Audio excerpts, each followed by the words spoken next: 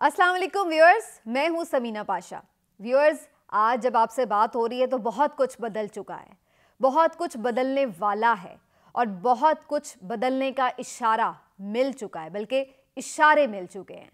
Viewers, आज जब मैं आपसे बात कर रही हूं तो बिल्कुल एक यकसर सूरत हाल सियासी मंजरनामे की बदलती हुई नज़र आ रही है और वो मैं कैसे देख रही हूँ वो भी मैं आपको इस वीलॉग में बताऊंगी और साथ ही साथ मैं आपको 10 वो चीज़ें गिनवाने वाली हूँ कि जो इमरान खान साहब ने पाकिस्तान की सियासत में बदल कर रख दी हैं। जी हाँ, 10 वो चीज़ें कौन सी हैं वो भी मैं आपको इसी वीलॉग में बताऊंगी। लेकिन सबसे पहले मैं आपको ये बता दूं कि मैं ये तब्दीली आता क्यों देख रही हूँ और ये भी कि मुझे क्यों ऐसा महसूस हो रहा है कि मुल्क अब आम इंतखाबात की तरफ जा रहा है। सबसे पहले तो नाज़रीन, आप इस बात का अंदाज़ा लगा लें और इस बात का इतराफ़ कर लें, क्योंकि अब तो बड़े बड़े जैयद तुर्रम खां सहाफ़ी, कॉलम निगार और बड़े बड़े तबसरा निगार भी अपनी अपनी गलती का इतराफ़ कर चुके हैं कि उन्होंने इमरान खान साहब को सही तौर पे नहीं जाना, वो उनकी हिकमत अमली को छू भी नहीं सके। वो जहाँ तक सोच रहे थे, जहाँ उनकी सोच ख़त्म हो रही थी, कप्तान की सोच वहाँ से शुरू हो रही थी और यही हुआ। जिसको कहते हैं ना कि दायां दिखाकर बाईं तरफ मार दिया, ऐसी ही सूरत हाल इमरान खान साहब ने की। चारों शाने चित किया, बिल्कुल सांस न लेने दिया, ऐसे गले से पकड़ा कि मुखालिफ के लिए हिलना मुश्किल हो गया। रोते धोते चीखों पुकार करते इस वक्त नजर आ रहे हैं, लेकिन अब सब कुछ बेसूद हो चुका है, एक्सपोज भी हो चुके हैं और बुरी तरह से कमजोर भी हो चुके हैं। अब सिर्फ इमरान खान के रहमो करम पर ही नजर आ रहे हैं। जी हाँ, पंजाब में जो सूरत हाल यकसर तब्दील हुई, अपनी तरफ से पीडीएम ने बहुत बड़ा एक कार्ड खेला कि एतमाद का वोट का कह दिया जब खान साहब ने असेंबली तहलील करने की बात की और उसके बाद उनका कॉन्फिडेंस आसमान को छू रहा था कि जनाब बंदे तो इनके पास पूरे हो ही नहीं सकते, हमें तो इदारों की रिपोर्टें आ गई, हमारे पास तो उसने कमिटमेंट कर ली, 15 बंदे गायब, 20 बंदे गायब, 23 लोग नहीं आएंगे, 25 लोग नहीं आएंगे। बड़े बड़े बोल, मुतकब्बिराना अंदाज, पंजाब हुकूमत तो लेके ही इस्लामाबाद जाऊंगा। राना सनाउल्लाह साहब गैलरी में चढ़कर जमकर बैठ गए कि जैसे कोई पंजाब हुकूमत इनके अब्बा जान का माल है कि जिसको जिस तरह मर्जी ये छुड़ा के ले जाएंगे। ये सूरत हाल थी। कॉन्फिडेंस था कि आसमान से बातें कर रहा था, कॉन्फिडेंस से ज्यादा गुरूर और तकब्बुर दिखाई दे रहा था।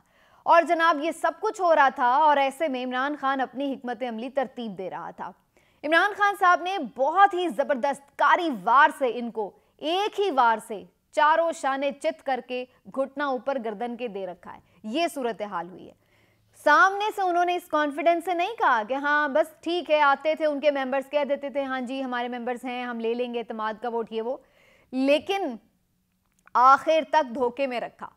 बातचीत जारी थी अपने मेंबर्स से, सब मालूम था कि मेंबर्स यहाँ पर मौजूद हैं। इमरान खान ने बेसिकली दो चीज़ें की। एक तो उन्होंने लोटाक्रेसी के हवाले से वो प्रोपेगेंडा जो बना के एक हवा बना के एक पूरा जिसको कहते हैं ना बयानिया इतना ज़बरदस्त बना के उनके सामने कर रखा था कि हर कोई एमपी इस बात से खौफजदा था कि अगर अब वो लोटा हुआ या उसने खान की बात ना मानी तो वो कहीं का नहीं रहेगा। ये इतना बड़ा नैरेटिव बिल्ड कर दिया गया है खान साहब की तरफ से कि उसके बाद किसी एमपीए की ये हिम्मत ही नहीं हो रही थी कि वो पैसे लेके या किसी फ़ोन कॉल पे ढेर होके दूसरी तरफ चला जाए या फिर एतमाद का वोट देने के लिए ना आए, कहीं गायब हो जाए। इमरान खान साहब ने हिकमत अमली को खुफिया रखा, तमाम लोगों से राब्ते में थे, लेकिन इसके बावजूद भी उस तरह से बढ़ चढ़ कर ऐलानात नहीं हो रहे थे।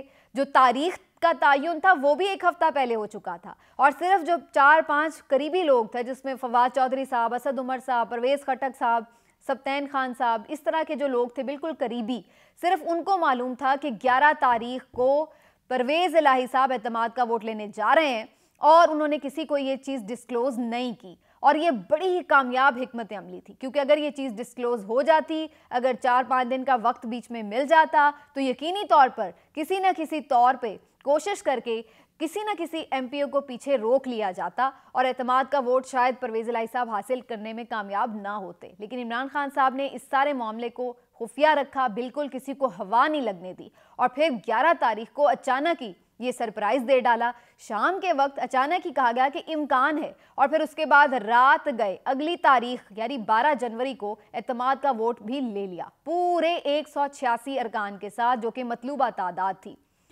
पीडीएम के पास तो कुछ बाकी ही नहीं बचा। अब उन्हें समझ नहीं आ रही कि मुंह किधर छुपाएं, क्या करें। पहले बचगाना हरकतें करने की कोशिश की कि जी हम नहीं मानेंगे ये वो, लेकिन फिर उन्हें समझ आ गई कि अब इससे ज्यादा मजीद अपनी बेइज्जती नहीं करवानी चाहिए और शिकस्त को तस्लीम कर लेना ही उनके मफाद में है। और उसके बाद फिर आपने देखा कि इमरान खान साहब ने एक दिन की ताखीर किए बगैर फौरी तौर पर असेंबलियां तहलील करने की बात की। परवेज इलाही साहब का एक नया जन्म सियासी हो चुका है, जिन्होंने एक नई सियासत की बुनियाद रख ली है और उन्होंने इमरान खान साहब के साथ किया वादा तोड़ निभाया। ऐसा नहीं हुआ कि उन्होंने कोई बेवफाई की, अगरचे बहुत सारे लोग इस बात पर डाउट कर रहे थे। अब भले उन्होंने ये अपने सियासी मफाद में किया हो या वाकई अपनी वफा की पासदारी में किया हो, लेकिन कर दिया, खान का पूरा साथ निभाया। हालांकि उनके ऊपर भी बड़ा प्रेशर डाला गया और आखिरी की 4-5 दिनों में तो बहुत ज़्यादा उनके और उनकी फैमिली ने बहुत से कॉन्सिक्वेंसेस फेस भी किए, लेकिन वो डटे रहे और अल्टीमेटली फतह याब ठहरे। और अब उसके बाद से क्या सूरत हाल है? पंजाब असेंबली तहलील हो चुकी है, उसकी समरी भेजी जा चुकी है, बस गवर्नर की एक फॉर्मेलिटी है कि उसने दस्तखत करने हैं, ना भी करें तो वो हो जाएगी और केपी असेंबली भी डिसॉल्व करने के लिए बिल्कुल तैयार खड़ी है। और उसके बाद जो मैं ये बात कह रही हूँ कि इशारा क्या है, इशारा ये है जनाब कि किस तरह अचानक से MQM भी इकट्ठी हुई और फिर उसके बाद MQM अब वफाकी हुकूमत को ये कह रही है कि जनाब हम आपसे अलग होने जा रहे हैं। एक हंगामी जो राब्ता कमेटी का इजलास हुआ उसमें फैसला किया जा चुका है और अब अल्टीमेटली इसकी भी एक फॉर्मेलिटी है कि उन्होंने सिर्फ एक अनाउंसमेंट करनी है। इसका मतलब क्या है? इसका मतलब बड़ा सादा है। इसका मतलब यह है कि मुल्क आम इंतखाबात की तरफ जा रहा है, क्योंकि अगर MQM वफाकी हुकूमत से अलग हो जाती है तो इसके 7 मेंबर्स हैं। इस हुकूमत के पास 172 अरकान होने चाहिए। इन्होंने जब वजीर आज़म इलेक्ट किया था तो 174 अरकान की अक्सरियत या हमायत इन्हें हासिल थी। 7 मेंबर्स MQM के अगर इसमें से माइनस हो जाते हैं तो आप देख लीजिए कि ये अपनी अक्सरियत खो बैठेंगे, क्योंकि कम अज़ कम 172 अरकान की अक्सरियत चाहिए। अगर ये अक्सरियत खो बैठेंगे तो फिर किस तरह से ये हुकूमत में रहेंगे? और अपोजिशन तो है नहीं कि जो आकर यहाँ पर हुकूमत बना ले। तो अल्टीमेटली सूरत हाल फिर आम इंतखाबात की तरफ जाएगी, फेडरल गवर्नमेंट को भी हो जाएगी बाय बाय। अगर ये खुद असेंबली तोड़ देंगे तो ठीक है, वरना सदर मुमलिकत भी PTI के बैठे ही हुए हैं। वो फौरी तौर पर शहबाज शरीफ साहब को कहेंगे कि एतमाद का वोट लें और फिर उनके पास मेंबर्स पूरे ना होने की वजह से जाहिर सी बात है हुकूमत बाकी नहीं रहेगी। तो ये सिंपल सा मंजरनामा अब सामने बिल्कुल नजर आ रहा है। लेकिन क्या ये सब यका और इस तरह से हुआ है जैसे नेचुरली नजर आ रहा है? इसमें इमरान खान साहब की जो हिकमत अमली थी उसको तो एक क्रेडिट जाता ही है, लेकिन अल्टीमेटली इस सिस्टम ने भी ये रियलाइज कर लिया है कि जो मुल्क के हालात हैं, जो सियासी बहरान है और सबसे बढ़कर जो मुआशी बहरान है, अब वो मजीद किसी भी खींचातानी का मुतहम्मिल नहीं हो सकता। जितनी मर्जी इस गलती को आप लंबा खींच लें, ये गलती गलता बनता जा रही है और जब तक इसको मिटाएंगे नहीं, ख़त्म नहीं करेंगे, मुल्क आगे नहीं चल सकता। नविश्ता दीवार था जो लोग नहीं पढ़ रहे थे, खान साहब ने सबकी आंखें खोलकर उनको वह नविश्ता दीवार पढ़ा दिया है और अब यही वजह है कि MQM, जिसको सब जानते हैं कि वो इस्टेब्लिशमेंट के इशारे की तरफ देखती है, उनकी तरफ से जब ये फाइनल सिंबल आता है तो सब समझ जाते हैं कि ले जी काम हो गया है, इशारा हो गया है, अब असेंबली गई, अब हुकूमत गई।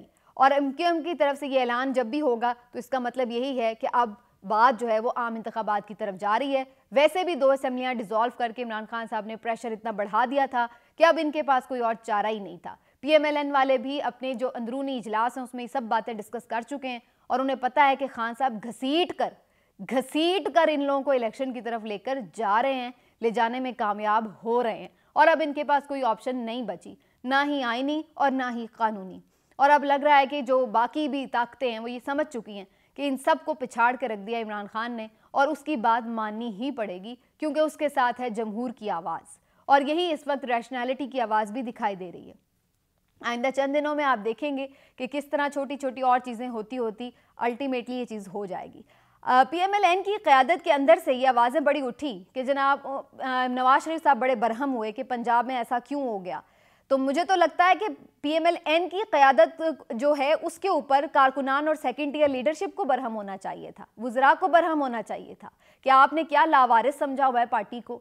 खुद नवाज शरीफ साहब, मरियम नवाज साहिबा लंदन में बैठे हैं, वहाँ से ऑर्डर कर देते हैं जी पंजाब हुकूमत चाहिए। ऐसा कहाँ होता है? जब तक लीडर खुद बीच में नहीं होगा, पार्टी कैसे किसी भी कामयाबी से हमकिनार हो सकती है। हमजा शहबाज शरीफ तक नहीं यहाँ पर मौजूद, जो कि ऑपोजिशन लीडर हैं, और बाकी पार्टी वालों को कह रहे हैं कि जी हमारे लिए पंजाब हुकूमत ला के दो। इस तरह नहीं होता। आप वहाँ पे बैठे मज़े कर रहे हैं और यहाँ पर आप उनको गुस्सा कर रहे हैं। भाई पहले खुद तो आके लीड करें। खुद आप बीच में मौजूद नहीं है। जो मौजूद है उसने कर दिखाया, तमाम तर ऑड्स के बावजूद कर दिखाया। इस्टेब्लिशमेंट खिलाफ, 13 सियासी जमातें खिलाफ, सारा निज़ाम खिलाफ, इसके बावजूद वो डटा रहा और उसने कर दिखाया। उसने क्या क्या कर दिखाया, मैं आपको ये भी गिनवाना चाहती हूँ। नाजरीन, सबसे पहले तो उसने लोटाक्रेसी और इलेक्टेबल्स की सियासत का खात्मा कर दिया है। सबके दिल में खौफ बैठ चुका है कि अब ये पुरानी सियासत का वतीरा नहीं चलने वाला। नजरिए पे अगला इलेक्शन होगा। सबको मालूम है कि अगला वोट नजरिए पे पड़ने जा रहा है। इस बात पे नहीं पड़ने जा रहा कि कौन इंपॉर्टेंट कैंडिडेट है, इस बात पे पड़ने जा रहा है कि कौन किसका कैंडिडेट है। दूसरा जो एक चीज़ है जिसका खात्मा हुआ है वो डील की सियासत का खात्मा हुआ है। इमरान खान साहब को इक़्तिदार से निकाला, इससे पहले भी बहुत सारे वज़राए आज़म को निकाला था, लेकिन क्या इमरान खान ने कोई डील की? क्या इमरान खान ने कोई कॉम्प्रोमाइज़ किया? नहीं किया। हर तरह के प्रेशर्स का सामना किया लेकिन डील नहीं की, और ये वजह है कि अवाम ने भी फिर उसके साथ डील कर ली और अवाम भी अपनी डील से पीछे ना हटी। तो दूसरी जो चीज़ ये है कि वो डील की सियासत का उन्होंने खात्मा कर दिया है। लोग देख सकते हैं कि कौन डीलें करके बाहर बैठा है जेलों से और मुकदमात ख़त्म कर रहा है और कौन मुकदमात भुगत रहा है लेकिन हट नहीं रहा अपने मौक़िफ़ से पीछे। गोलियां भी खा ली हैं लेकिन डट के खड़ा हुआ है।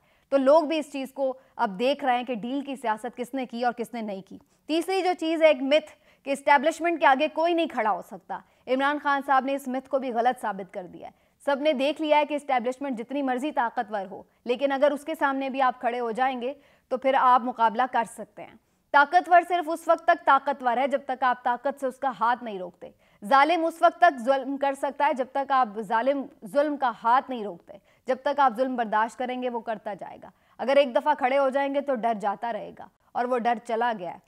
इसी तरह से एक और चीज़ कि इदारे गैर सियासी होते हैं, उनका सियासत से कोई ताल्लुक़ नहीं। जिस बुरी तरह से अब ये चीज़ें एक्सपोज हुई हैं कि किस किस तरह से कैसे कैसे जो इदारे हैं वो किस तरह से गैर सियासी नहीं बल्कि सियासी हैं और किस तरह से उनको इस्तेमाल किया जाता है। पूरा सिस्टम नंगा करके रख दिया खान ने और सबको सब कुछ दिखा दिया है कि कौन असल में पावर्स रखता है। चौथी जो पांचवी चीज़ है वो ये कि बड़े बड़े सहाफ़ी और मीडिया चैनल्स और जय्यद कॉलम निगार, तज्जिया निगार भी बिल्कुल एक्सपोज करके रखती हैं, जो ये समझते थे कि उनसे बड़ा कोई एंटी इस्टेब्लिशमेंट सहाफ़ी नहीं है, जो हक और सच की बात करते हैं, जो हकूक़ की बात करते हैं। लेकिन जब एक्सपोज होने पे आए तो पता चला कि वो सब बुग़्ज़े इमरान में बैठे हुए थे। अब सब के सब मुंह छुपाते फिर रहे हैं। सारी पेशन गोइयाँ गलत साबित हो रही हैं और अब खुद भी एतराफ़ करते नज़र आ रहे हैं, मुख्तलिफ वीडियोज़ की सूरत में और कॉलम्स की सूरत में।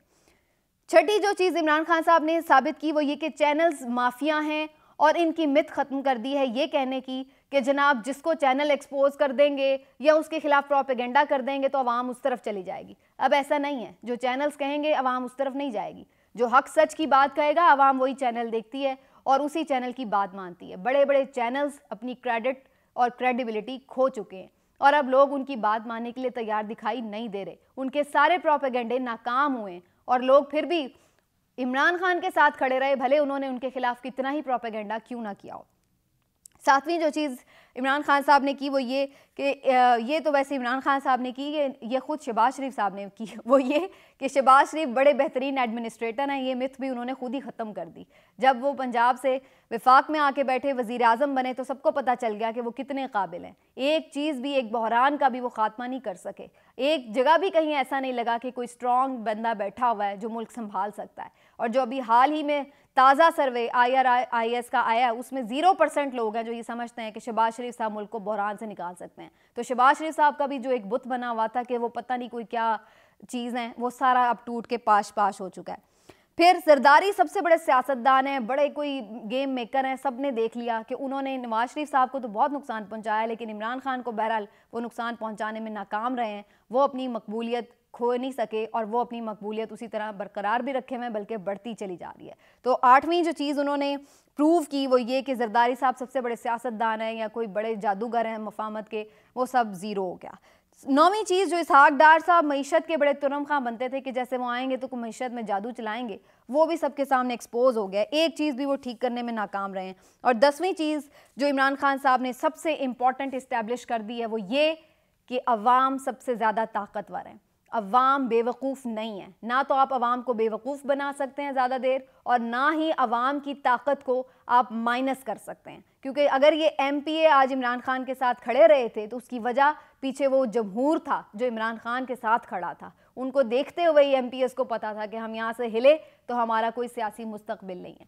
तो इससे पता चलता है कि इमरान खान साहब ने जो अवाम की ताकत है वो उनको लौटाई है और उन्हें बताया है कि वो क्या हैं। और अगर वो डट के खड़े हो जाएं किसी जगह तो फिर कोई बड़े से बड़ा इदारा या ताकत कोई भी उनको उनकी जगह से हटाने में नाकाम रहती है। ये प्रोसेस पूरे 1 साल का 2022 का बहुत मुश्किल था, लेकिन ये बहुत कुछ सिखा भी गया और बहुत कुछ दिखा भी गया।